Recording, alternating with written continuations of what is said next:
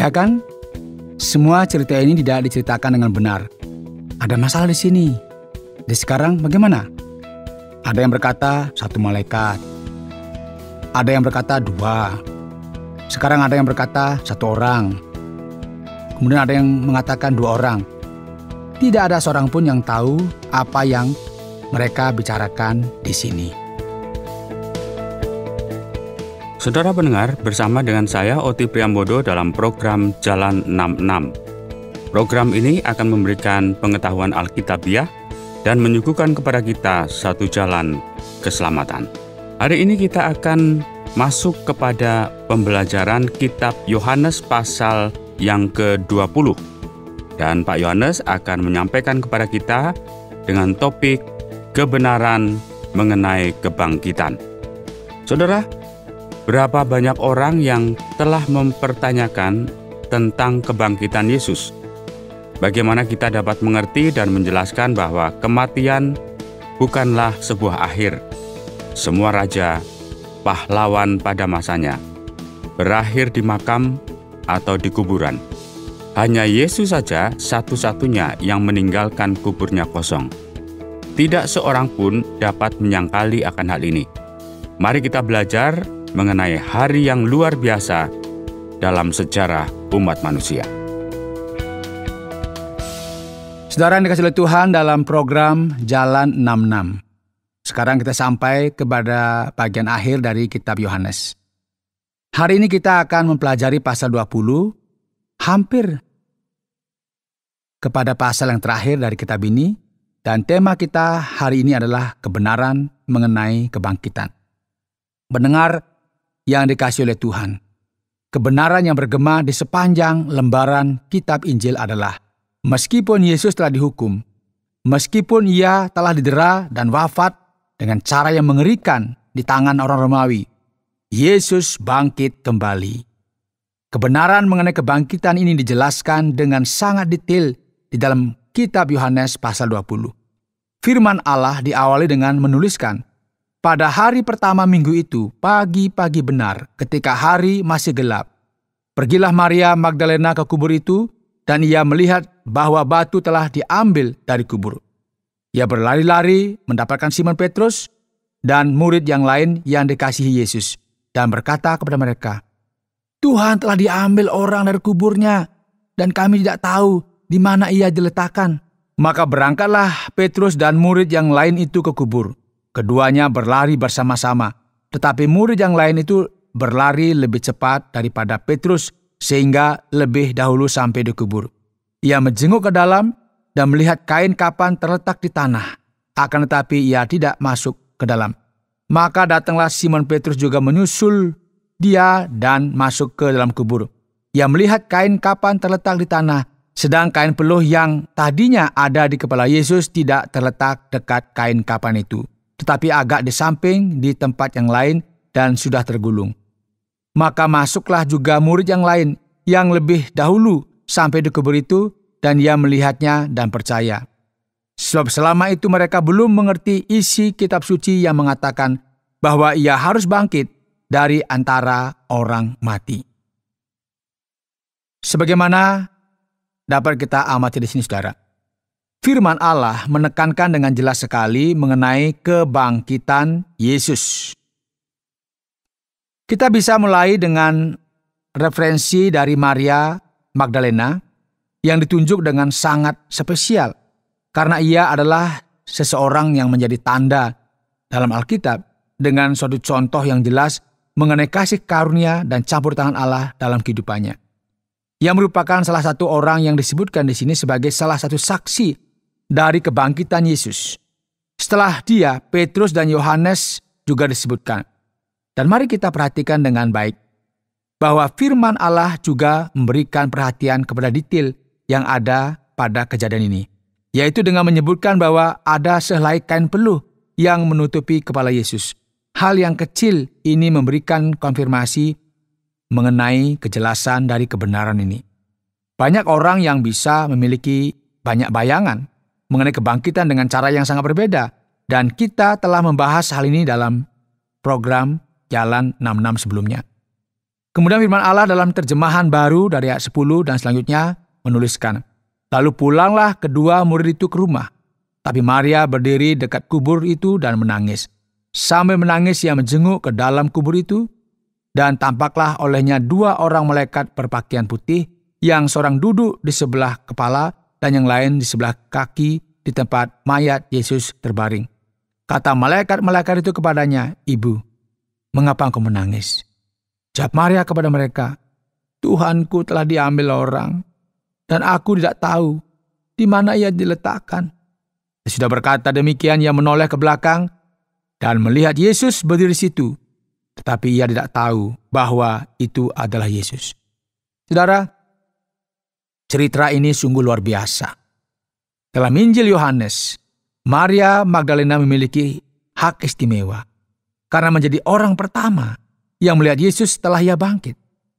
Ia pulang dari kubur Yesus dengan menangis, tidak mengerti apa yang telah terjadi, dan tiba-tiba kedua malaikat yang muncul itu tidak begitu mengejutkan.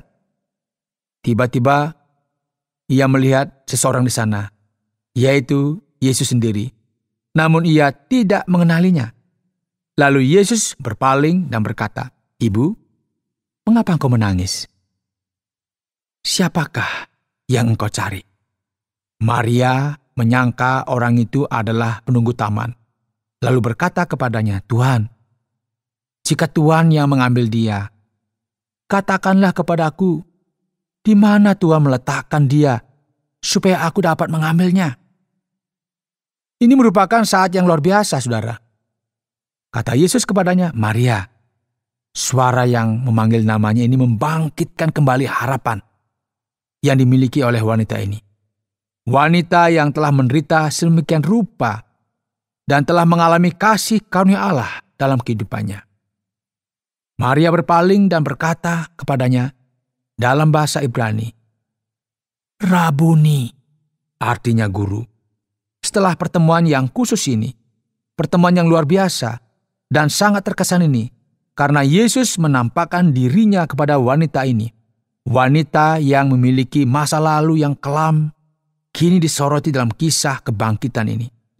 Hal ini tentu saja tidak akan diperhatikan dengan baik oleh para pemimpin agama Yahudi. Kata Yesus kepadanya, "Jangan engkau memegang aku, sebab aku belum pergi kepada Bapa. Tetapi pergilah kepada saudara-saudaraku dan katakanlah kepada mereka bahwa sekarang aku akan pergi kepada Bapakku dan Bapamu, kepada Allahku dan Allahmu." Maria Magdalena pergi dan berkata kepada murid-muridnya, "Aku telah melihat Tuhan."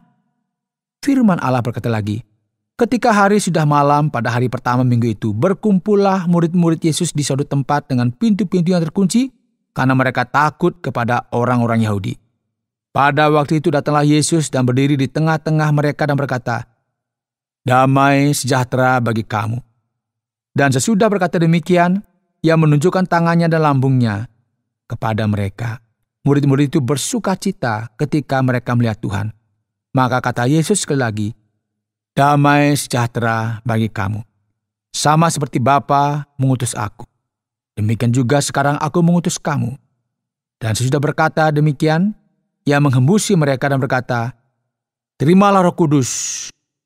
Jikalau kamu mengampuni dosa orang, dosanya diampuni. Dan jikalau kamu menyatakan dosa orang tetap ada, dosanya tetap ada." Saudara, Yesus di sini menampakkan diri kepada para muridnya. Dan penting sekali bagi kita memperhatikan bagaimana Yohanes menekankan kebenaran mengenai kebangkitan Yesus. Tidak hanya Petrus dan Yohanes yang pergi ke kubur dan tidak menemukan Yesus di sana, Maria Magdalena juga merupakan saksi akan hal ini. Sekarang Yesus menampakkan diri kepada para muridnya yang ada di dalam ruangan pada saat itu dengan semua pintu terkunci, sehingga jelas sekali bahwa ia benar-benar telah dibangkitkan. Kini Yesus memberitahu para murid mengenai tugas mereka yang melibatkan Roh Kudus untuk mengampuni dosa. Kita akan membahas mengenai hal ini nanti ya. Dan tiba-tiba firman Tuhan menuliskan mengenai murid yang terkenal karena keraguan-raguannya. Ada yang ingat siapa? Ya, benar, Thomas, yang dikenal sebagai Didimus. yang pada saat Yesus menampakkan diri tidak ada di sana. Murid-murid yang lain menjumpai, memberitahu Thomas dan berkata mengenai apa yang telah terjadi. Jadi bayangkan keadaan ini, saudara. Saudara berpikir bahwa saudara lemah dan berkata kepada diri sendiri, aku memiliki iman yang begitu kecil. Aku memiliki banyak sekali pertanyaan. Aku tidak layak bagi Allah atau bagi Injil. Aku ini adalah orang yang kacau. Jangan khawatir, saudara. Mari kita amati bahwa Thomas tidak begitu berbeda. Mari kita lihat keberaniannya. Ia adalah seorang yang mengenal Yesus. Mari kita perhatikan betapa lancangnya dia. Ia adalah seorang yang berjalan dengan Yesus. Dan dia berkata, sebelum aku melihat bekas paku pada tangannya, dan sebelum aku mencucukkan jariku ke dalam bekas paku itu, dan mencucukkan tanganku ke dalam lambungnya, sekali-kali aku tidak akan percaya. Ini merupakan hal yang menarik, saudara. Apakah saudara pikir bahwa mempertanyakan Injil merupakan suatu yang baru? Dari abad 19, 20, atau dari abad 21? Itu tidak. Ini merupakan realita yang terjadi. Bahkan di antara para murid itu sendiri. 8 hari kemudian murid-murid Yesus berada kembali dalam rumah itu dan Thomas bersama-sama dengan mereka. Sementara pintu-pintu terkunci, mari kita perhatikan apa yang terjadi di sana. Andai saja saya bisa di sana pada waktu itu. Dikatakan di sana, Yesus datang dan ia berdiri di tengah-tengah mereka dan berkata, damai sejahtera bagi kamu. Salam yang sangat spesial. Kemudian ia berkata kepada Thomas, taruhlah jarimu di sini dan lihatlah tanganku. Ulurkanlah tanganmu dan cucukkanlah ke dalam lambungku dan jangan engkau tidak percaya lagi, melainkan percayalah. Yang menarik di sini bahwa Yesus tidak menegur Thomas atau berkata kepadanya, seharusnya kamu tidak boleh ragu. Atau Yesus berkata, aneh sekali kamu ini, memalukan sekali kamu ini. Ya, Thomas, ini tidak boleh seperti ini. Bisa-bisanya kamu seperti ini. Aku marah sekali loh, dan kecewa dengan kamu. Tidak, saudara. Pertanyaan ini merupakan pertanyaan yang tulus dan murni. Dan memberikan sebuah kesempatan bagi Thomas. Thomas, apakah engkau tidak percaya akan kebangkitan? Jadi mari, taruhlah jarimu di lambungku. Taruhlah jarimu dan jangan engkau ragu lagi. Percayalah. Setiap orang boleh memiliki pertanyaan yang jujur di hadapan Allah dan tetap saja Allah tidak akan menolak mereka. Pada saat ini Thomas menyadari kebenaran mengenai kebangkitan Yesus serta memahami bahwa Yesus memiliki kuasa akan hidup dan mati. Ia mengerti kebenaran akan kebangkitan. Ia berkata, ya Tuhanku dan Allahku. Mari kita katakan ini sekali lagi supaya kita tidak lupa. Ya Tuhanku dan Allahku. Thomas menyadari keilahian Yesus. Dan dari sini Yesus berkata, karena engkau telah melihat aku, maka engkau percaya. Berbahagialah mereka yang tidak melihat, namun percaya. Berbahagialah saudara sekalian yang mendengarkan pesan ini, yang kemudian tersentuh hatinya oleh karena pendengaran ini. Meskipun kita tidak mendapatkan kesempatan yang sama sebagaimana yang diperoleh oleh Thomas, namun tetap mengizinkan pesan ini bertumbuh dalam hati saudara.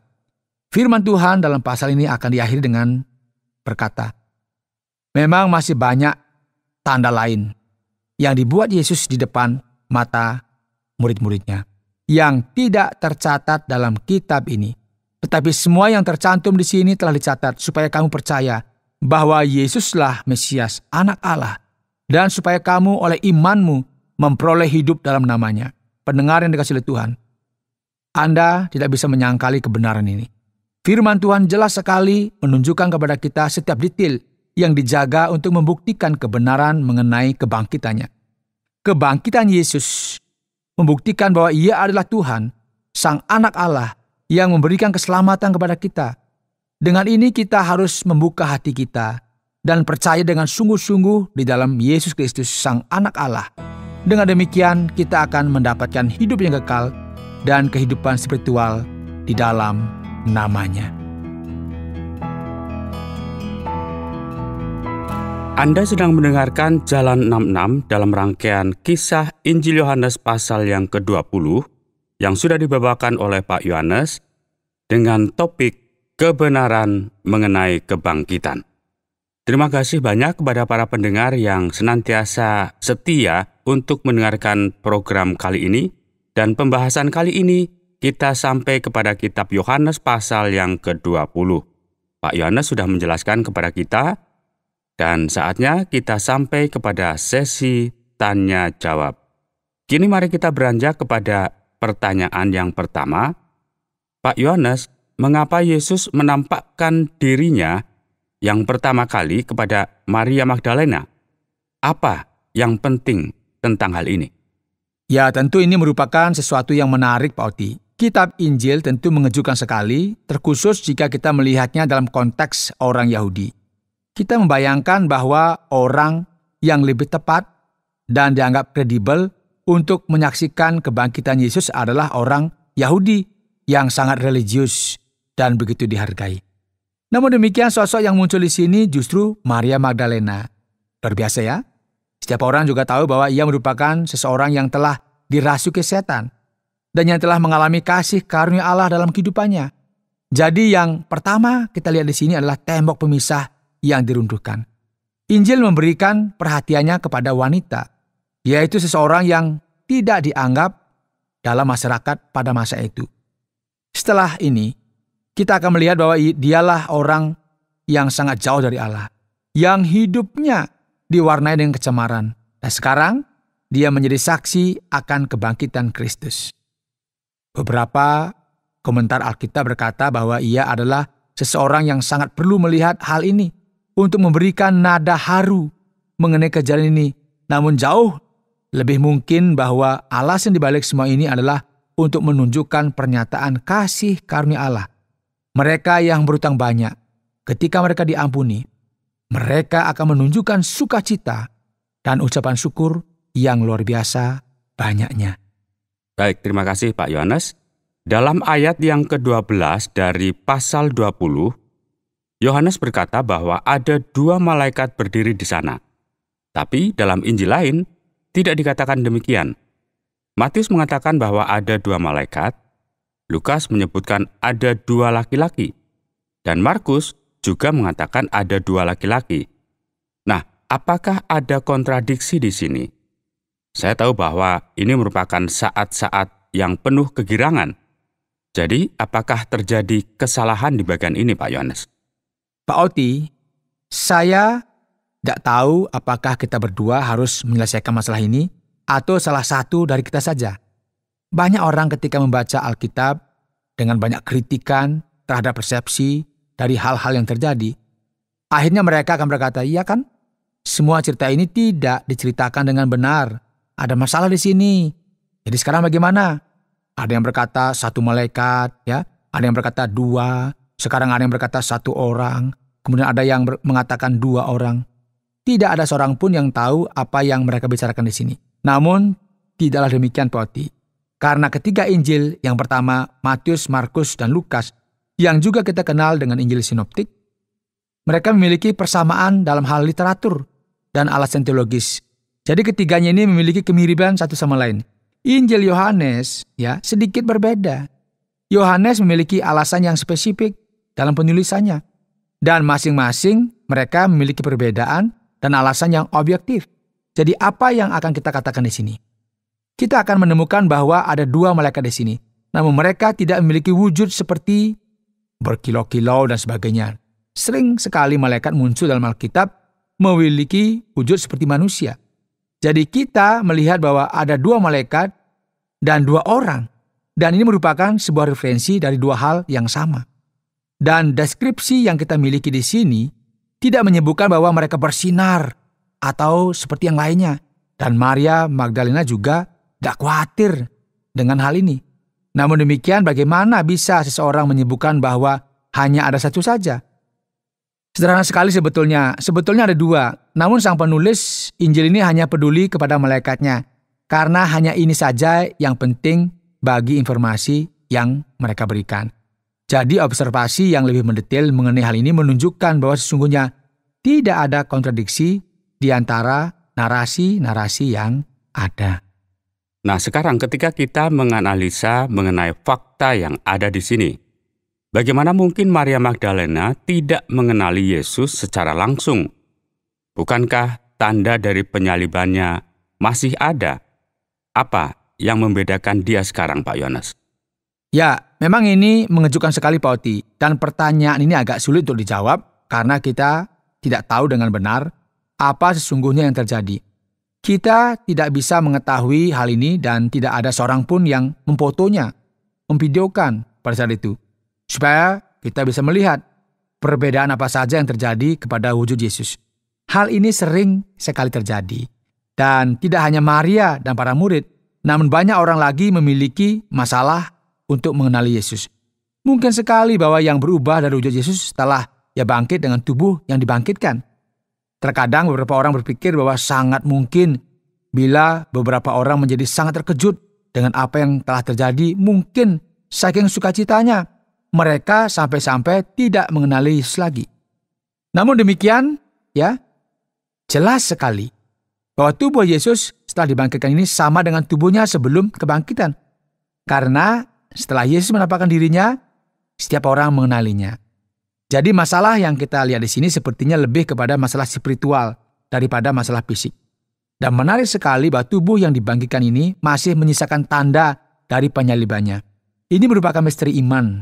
Kita perlu mengingat bahwa dalam iman Kristen, Yesus merupakan pribadi kedua dalam Trinitas. Ia mengambil rupa seorang manusia dan dalam kehidupan kekal, ia akan tetap tinggal dalam rupa ini dan memiliki tanda yang menyatakan penebusan dan penyelamatan kita. Berikutnya Pak Yones, ada masalah yang cukup menarik di sini, dan saya tidak tahu apakah saya harus menanyakan hal ini. Kalau kita melihat ayat 22 dari pasal 20 ini, dikatakan di sana bahwa para murid menerima Roh Kudus pada saat itu. Nah, bukankah mereka sudah menerima Roh Kudus? Apa yang bisa dijelaskan dalam hal ini, Pak Yones? Ya, nampaknya hal ini sedikit membingungkan Pak Oti. Karena Roh Kudus akan turun kepada murid-muridnya pada hari raya Pentakosta. Dan sekarang mereka menerimanya. Kita perlu ingat apa yang telah kita lihat dalam Yohanes pasal 14. Yaitu bahwa Roh Kudus tinggal di dalammu dan bersama-sama denganmu. Firman Tuhan menekankan bahwa ada intervensi dan tindakan tertentu terhadap para murid. Dan janji yang diberikan adalah bahwa Roh Kudus akan menaungi mereka dengan cara yang spesial. Sebagai pembimbing penasihat yang merupakan referensi dari Pentakosta yang akan digenapi dalam Kisah Para Rasul pasal yang kedua. Jadi sekarang bagaimana kita dapat mengerti ayat ini? Bagian ini merupakan sebuah bagian dari nubuatan di mana Yesus berfirman, kalian akan menerima Roh Kudus sebentar lagi. Yesus memberi peringatan kepada mereka mengenai hal ini. Para murid akan menerima hal ini sepenuhnya pada hari raya Pentakosta. Jadi Pak Yohanes, inikah mengapa para murid kemudian memiliki otoritas untuk mengampuni dosa? Kita perhatikan pada ayat yang ke-23, bagaimanakah kita dapat memahami akan hal ini? Bisakah kita memiliki otoritas untuk mengampuni dosa-dosa dari orang lain atau tidak mengampuninya? Ini merupakan bagian Alkitab yang agak membingungkan dan sulit untuk dipahami Pak Oti. Karena jika kita memperhatikan hal ini, jikalau kamu mengampuni dosa orang, dosanya diampuni. Dan jikalau kamu menyatakan dosa orang tetap ada, dosanya tetap ada. Nah, kita perlu memperhatikan hal ini dengan jelas bahwa dalam perjanjian baru, dalam Alkitab, hanya Allah saja yang dapat mengampuni dosa. Tidak ada seorang pun yang memiliki kuasa untuk mengampuni dosa. Jadi dalam hal ini firman Tuhan ini bisa disalahartikan. Karena ada kesan bahwa para murid itu lebih kudus dan diperbolehkan untuk mengampuni dosa orang lain. Namun jelas sekali bahwa ini bukan arti yang sebenarnya dari bagian ini. Beberapa ahli Alkitab memperhatikan teks asli dalam bahasa Yunani. Jika engkau mengampuni dosa orang, dosa mereka telah diampuni. Artinya di sini adalah bahwa pengampunan dosa hanya merupakan konfirmasi dari realita spiritual yang telah terjadi. Apa yang ayat ini coba katakan adalah proklamasi Injil pengampunan dosa oleh para muridlah yang akan membuat seseorang diampuni sebagaimana disebutkan dalam ayat 23. Jadi jika saudara mengampuni dosa orang lain, jika saudara mewartakan pesan pengampunan ini, pengampunan dosa maka mereka akan diampuni, dan jika saudara tidak memberitakan pesan pengampunan ini, maka orang lain tidak akan menerimanya dan tidak diampuni.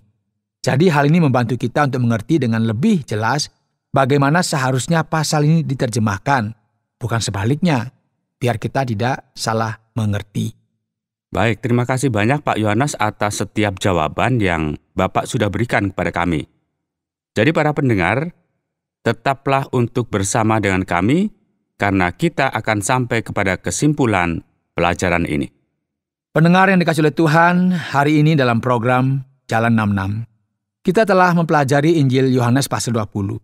Dan seperti yang saudara ketahui dengan baik, kita berbicara tentang kebenaran mengenai kebangkitan.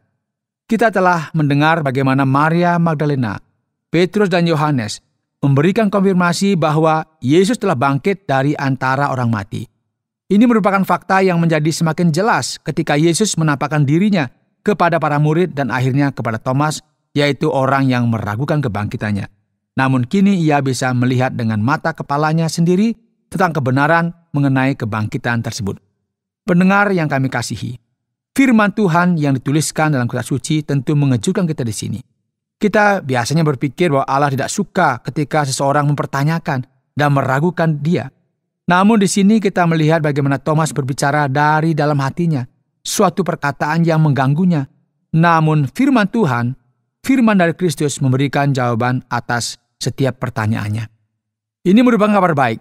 Setiap orang yang memiliki keraguan sebenarnya menyatakan sebuah ketulusan hati dan kejujuran. Dan jika mereka benar-benar tulus mengenai hal ini, maka pada akhirnya mereka akan percaya akan kebenaran tersebut. Saudara pendengar, karena waktu yang tidak memungkinkan, kita akhiri program Jalan 66 kali ini. Apakah saudara ingin mengetahui terlebih lagi mengenai kehidupan dan pengajaran Yesus? Kami menantikan Anda untuk tetap mengikuti pelajaran berikutnya dalam lanjutan pembelajaran tentang apa yang diajarkan oleh Yesus Kristus kepada kita. Saudara, program Jalan 66 mengundang Anda untuk terus bersama dalam seri pembelajaran Alkitab yang memberikan pelajaran menyeluruh tentang firman Tuhan. Jika Anda memiliki pertanyaan atau berespon terhadap topik berhubungan dengan program ini, silakan menyampaikan melalui WhatsApp ke nomor 081 333 777 386. Terima kasih atas perhatian Anda.